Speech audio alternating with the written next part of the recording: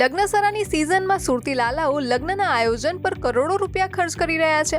Wedding સિઝનમાં ખાસ મંડપ અને ડેકોરેશન પાછળ 25 લાખથી લઈને 1.5 કરોડ રૂપિયા સુધીના પેકેજ પસંદ કરી રહ્યા છે.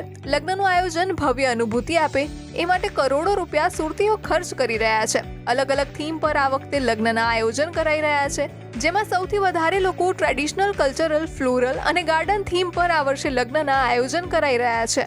આજકાલ સુરતીઓની અંદર એક ટ્રેન્ડ ચાલ્યો છે ડેસ્ટિનેશન વેડિંગનો પણ. તો જે ગોવા અને રાજસ્થાન તરફ વળતા હતા એ નજીકની અંદર પણ એમને વેન્યુ મળી ગયા છે. જેમ કે ઉભરાટ છે, ઉભરાટની અંદર બીચ વેડિંગ અત્યારે સૌથી મોટો ટ્રેન્ડ ચાલે છે બીચ વેડિંગનો.